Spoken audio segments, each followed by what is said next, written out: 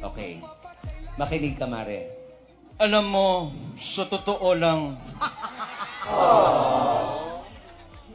ako, ginawa ko man ang trabaho ko para sa bayan. Maniwala kayo dyan, putong. Ngayon, when I became a president and a mayor, may mga drug addict dyan sa mga nag-upo ng mga putang.